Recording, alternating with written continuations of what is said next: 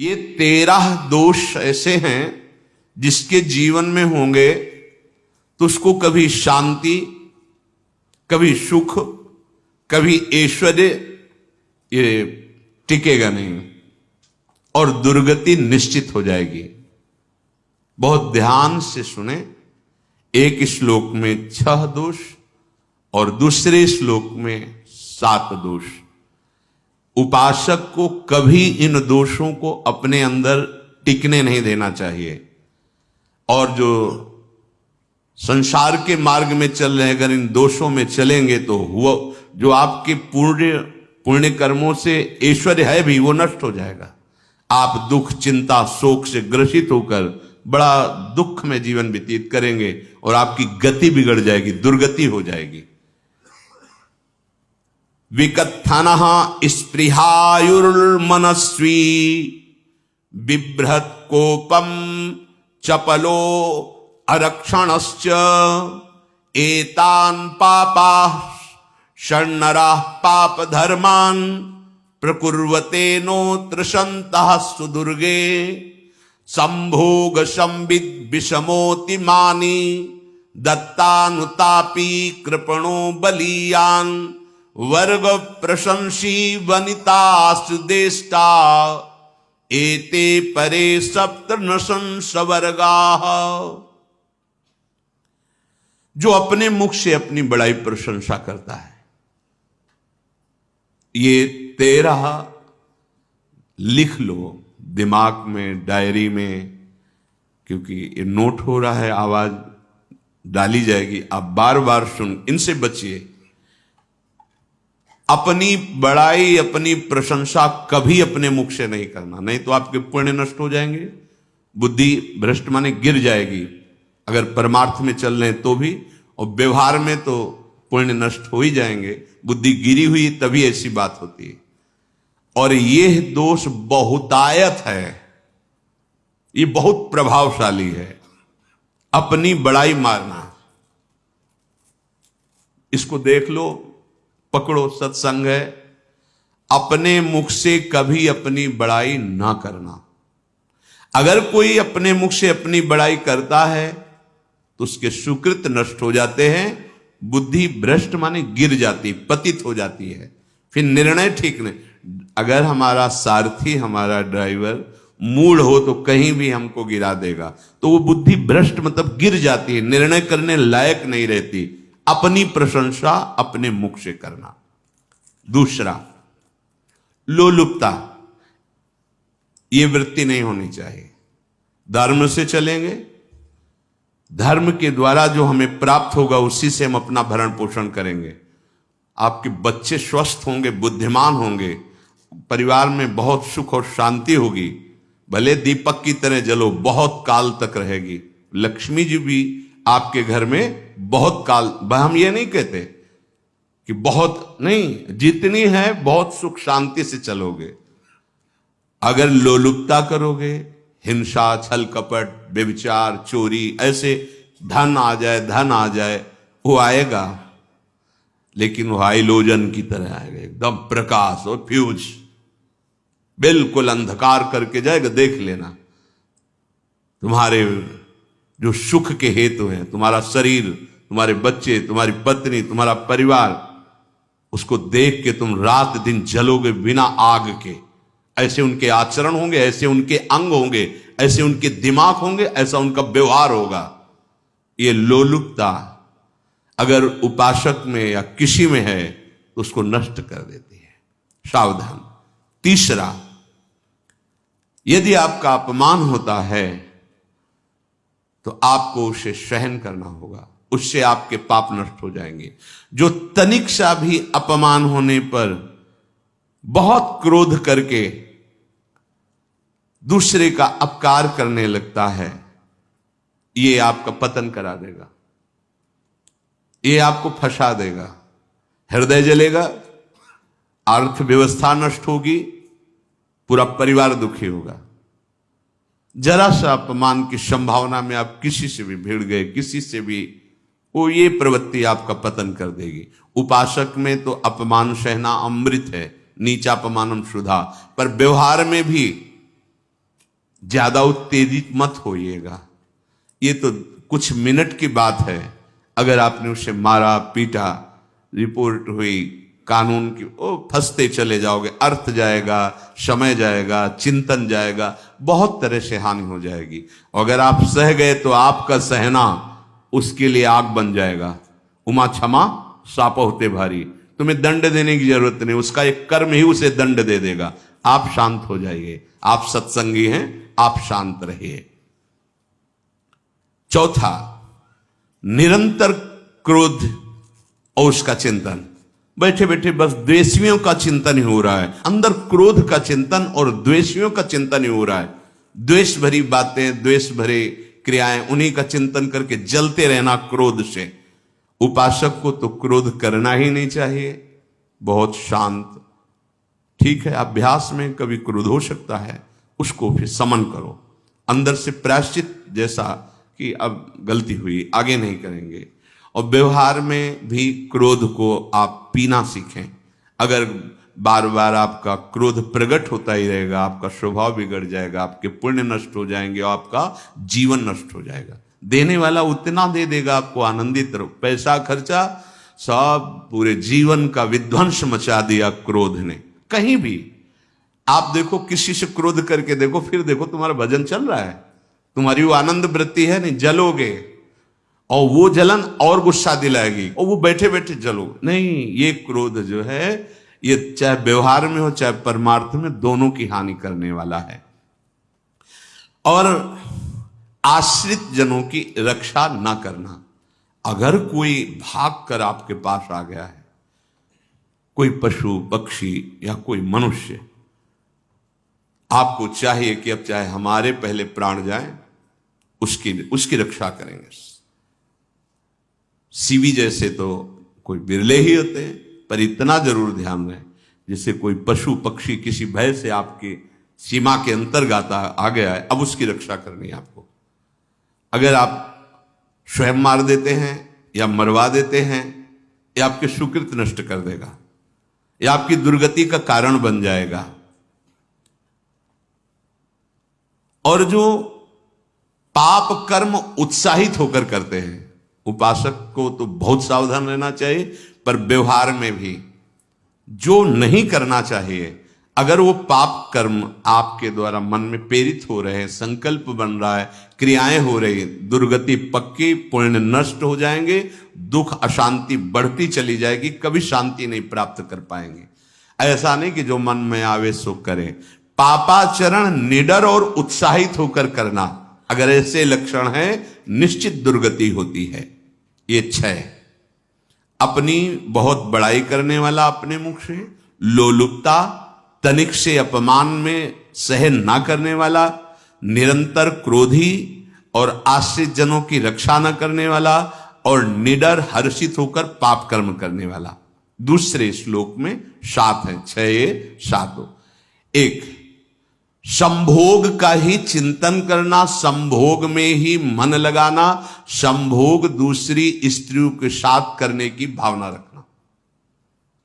संभोग पहला है, संभोग।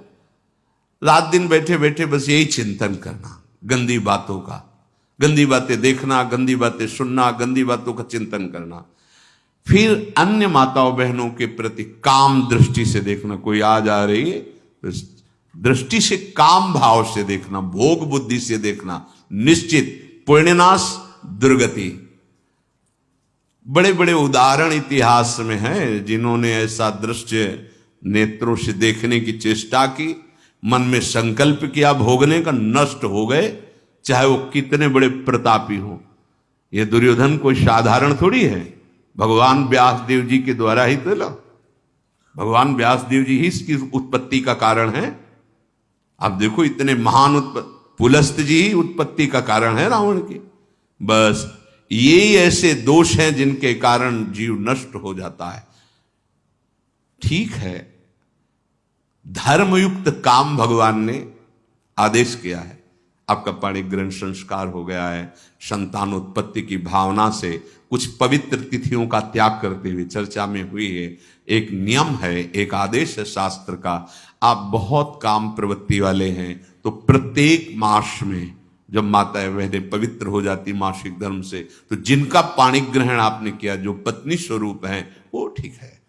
वहां भी बार बार के लिए व्यभिचार प्रवृत्ति के लिए शास्त्र आदेश नहीं करता, संयम पूर्वक, और उसका चिंतन नहीं करना।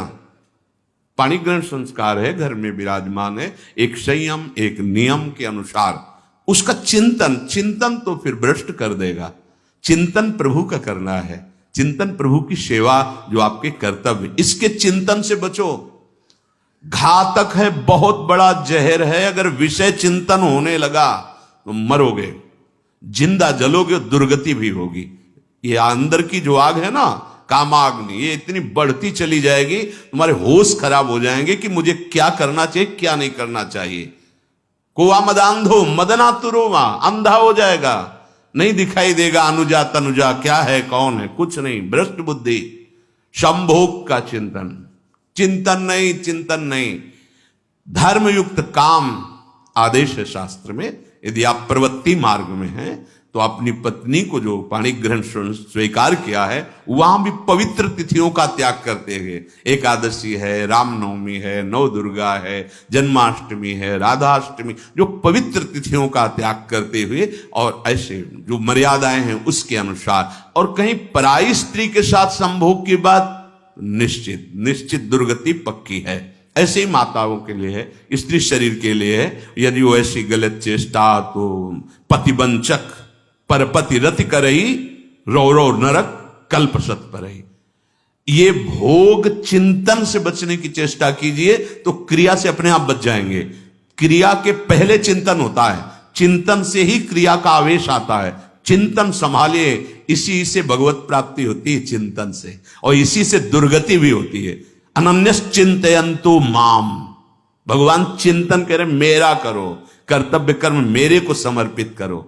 अब जब चिंतन संभोग का होगा तो बुद्धि भ्रष्ट हो जाएगी। ये जो राक्षसी प्रवृत्तियां सुनने को मिलती है ना, कि ऐसा हुआ, वो देखा सुना और चिंतन किए, अब इतनी राक्षसी वृत्ति आ गई कि बस अब उनमें और राक्षसों में कोई अंतर नहीं रह गया। दूसरा, विषमता रखने वाला, सबके साथ बर्ताव ऐसा कि मैं बहुत श्रेष्ठ हूं और दूसरे सब नहीं, ऐसा व्यवहार नहीं। सब भगवत स्वरूप हैं, समान व्यवहार। जैसे आपके भोजन है तो जो आप पा रहे हो वही सबको दीजिए, बैठने की व्यवस्था, उठने की व्यवस्था, क्रम बाई क्रम, पर उसको भी नीच भाव से मत देखिए। उस कोटि का उसको प्यार दीजिए, दुलार दीजिए, सम्मान दीजिए। इतनी विषमता न फैलाते रहें अपने जीवन में कि आप सबके निंदा के पात्र बन जाए। विषमता नहीं, सबको प्यार। हाँ ठीक है, पुत्र का अलग प्यार है, भाई का अलग प्यार है, पिता का अलग प्यार है, पर हमारा व्यवहार प्रीति युक्त होना चाहिए, विषमता भरा नहीं होना चाहिए। अगर हमारे चित्त में विषमता ही रही तो संसार है, प्रभु नहीं है। जीत विषम संसार कीर्ति जग बिस्तरे। जो विषमता पर विजय प्राप्त कर लेता है वही भगवत प्राप्ति का अधिकारी। ये विषमता बहुत बड़ी हानि है। तीसरी बात, अत्यंत मानी होना। जहां आपके प्राण कमजोर होंगे, पुण्य नष्ट होगा, आयुश्री सब नष्ट होना है, ऐसे आचरण करवाएगा गुरुजनों के साथ, महापुरुषों के साथ। ये बहुत नीच प्रवृत्ति है। अत्यंत मान प्रियता, मुझे सम्मान मिले, उत्तम प्रवृत्ति है। सबको मान देना, स्वयं अमानी रहना। चौथा, दान देने की बात कह के मुकर जाना या दान देकर पश्चाताप करना। दे दिया है, बहुत जल रहे हो, दूसरे से वार्ता कर रहे हो कि पता नहीं क्या यार बुद्धि में हो गया, हमने उसको इतना कहा था, उतना दे दिया, क्यों दे दिया, ऐसा ऐसा, मतलब अंदर चिंतन करना, क्यों दे दे तो दिया। इसके बाद जो आपका ये जलन हो रही, पश्चाताप, सुकृत नष्ट हो रहे हैं। दान देकर पश्चाताप करना या दान देने की बात कह के मुकर जाना। जैसे आपने कह दिया आपको इतना इतना ऐसा, अब आप मुकर गए, ब्याज सहित तुम्हें देना होगा, ये तुम्हारी दुर्गति का कारण बन जाएगा। ऐसे ही नहीं बोलना चाहिए, बहुत होश से। वाणी एक अमोल है, जो कोई बोले जान, ये तराजू तौल के तब मुख बाहर आन। पांचवा, अत्यंत कृपण होना। ना परिवार को सुखी कर पा रहा, ना अपने को सुखी कर पा रहा है। एक एक सिक्का बैंक में जो मर गया। धन की वास्तविक गति यही है कि अपने परिवार को खूब उसकी अनुकूलता प्रदान करो, उसमें से कुछ हिस्सा किसी ऐसे को जिससे तुम्हें बदले में कुछ लेने की भावना ना हो। कोई साधु महात्मा, गाय, पशु पक्षी, किसी भी जीव बीमार है शरीरधारी, उसके जिससे कुछ कभी लेने की भावना ना हो, एहसान की भावना ना हो। सो धन धन्य प्रथम गति जाकी, धन्य हो गया उसका धन। अब वो कृपण का धन किसी काम में ना स्वसुख, ना परिवार के सुख, ना धर्म कार्यों में, व्यर्थ जीवन चला गया। उसी धन का चिंतन करना, उसी का संग्रह करना और उसी की रक्षा करते करते शरीर छोड़ देना, तो चिंतन बिगड़ गया।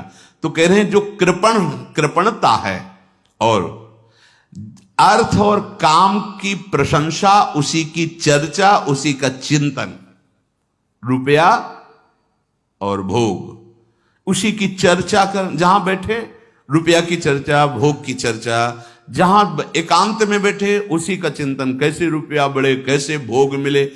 और अगर अवसर मिला तो रुपया अधर्म से आवे चाहे धर्म से, उसको इसकी कोई परवाह नहीं। भोग चाहे धर्म से हो चाहे अधर्म से, जिसका अर्थ और काम भोग ही चिंतन है वो धर्म नहीं। जिसका धर्म चिंतन का विषय है तो अर्थ और काम भी ऐसा होगा जो मोक्ष प्रदान करने वाला हो। धर्म, अर्थ, काम, मोक्ष। और जो बालक, स्त्री, पागल, असहाय, जो इनकी रक्षा न करके इनकी हानि करता है, दुर्गति निश्चित है। माना आपकी पत्नी है, उसका स्वभाव बिगड़ा हुआ है, क्रोधी है, कटु वचन बोल, लेकिन आपके ही प्रारब्ध के लिए, माना आपका पति ऐसा स्वभाव वाला, पर आपके ही प्रारब्ध से तो संयोग बना है आकर, अब इसका निर्वाह कर ले जाओ तो पवित्र हो जाओगे दोनों। और अगर झगड़ा और लड़ाई और मारपीट और कहीं हिंसा आदि के रूप में उतर गए तो फिर और करनी बिगड़ गई। बालक है, आप उसको ज्ञान नहीं कि आप पवित्र है, कि आप पवित्र है, उसको ज्ञान नहीं कि आप उसके साथ व्यवहार अच्छा कर रहे हैं कि बुरा कर रहे हैं। रक्षा करनी है आपको, शोषण नहीं करना। कह रहे हैं स्त्री, बालक और पागल, जैसे विक्षिप्त है, पागल है, आपको रक्षा करनी है। बन जाए तो उसको भोजन, ऐसा नहीं कि ईट मारो, उसको अपमानित करो।